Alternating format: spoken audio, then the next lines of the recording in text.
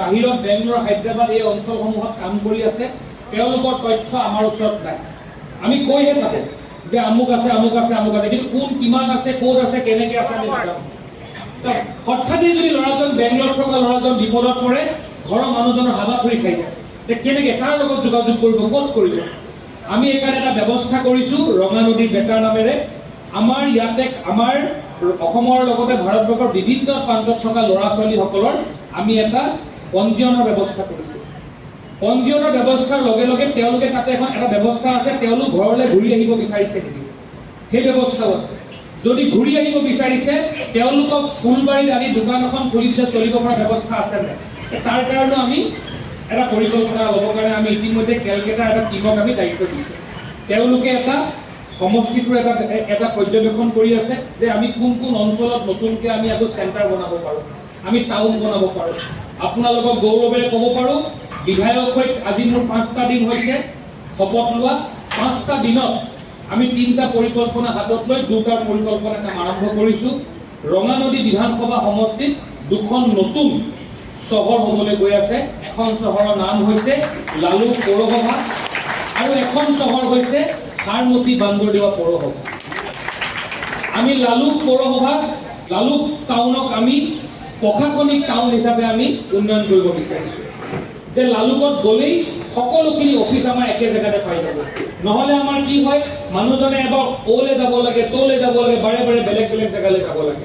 এইবাৰ আমি এনেকুৱা এটা ব্যৱস্থা কৰিছোঁ যে এটা জেগাতেই গ'লে এখন ঠাইলৈ গ'লে ৰঙা নদীৰ সকলো অফিচৰ কাম এটা জেগাতে হৈ যায় তেনেকুৱা এটা ব্যৱস্থাৰে আমি লালুকক নিৰ্মাণ কৰিছোঁ আৰু হাৰমতিক আমি ব্যৱসায়িক টাউন হিচাপে একেবাৰে হাৰমতি ডুবিৰ পৰা একেবাৰে বান্দৰদোৱালৈকে প্ৰায় 15টা ৱাৰ্ড সংযুক্ত কৰি আমি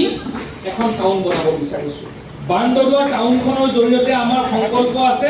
অতি কমেও 15ৰ পৰা 10,000 ল'ৰাক যাতে কৰ্মসংস্থাপন কৰিব পাৰোঁ যেতিয়া ল'ৰাই ঘৰৰ সন্মুখতে সংস্থাপিত হ'ব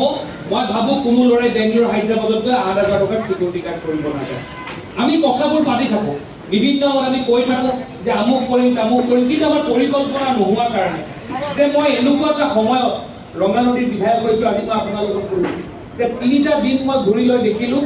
যে এই মুহূৰ্তৰ ৰঙা নদীত মোৰ হাতত একোৱেই নাই এখন মোৰ ওচৰত এনেকুৱা হস্পিটেল নাই যিখন হস্পিটেলত মই সকলো ট্ৰিটমেণ্ট কৰিব পাৰোঁ এনেকুৱা এটা শিক্ষা অনুষ্ঠান নাই যিটো শিক্ষা অনুষ্ঠান মই একো নকৰিলেও হ'ব এনেকুৱা এখন পূৰ্ণাংগ থানা নাই যি থানাখনত মই সকলোখিনি হৈ যাব পাৰোঁ এনেকুৱা এটা ব্যৱস্থা নাই যিটো ব্যৱস্থাৰ জৰিয়তে মই মোৰ যুৱকসকলক কৰ্মসংস্থাপন দিব পাৰোঁ আজি মোৰ জ্যেষ্ঠ ব্যক্তিসকলে বহিবৰ কাৰণে এনেকুৱা এটা স্থান নাই এটা পৰিৱেশ গধূলি 7 বজাৰ লগে লগে মোৰ পিতৃতুল্য ব্যক্তিসকলে নামঘৰলৈ গ'লে এটা সুন্দৰ পৰিৱেশ নাই যে লাইট জ্বলি থকা পৰিৱেশ নাই এই গোটেইবোৰৰ কাৰণে আমি ইতিমধ্যে এটা পৰিকল্পনা লৈছোঁ 6টা মাহত ইতিমধ্যে আমি এটা কেলকাতাৰ এটা কনচাল্টিং গ্ৰুপক মই নিমন্ত্ৰণ জনাইছিলোঁ তেওঁলোক আহিছে মই 25 বছৰ 30 বছৰ কেনেকুৱা এখন ৰঙা নদী হ'ব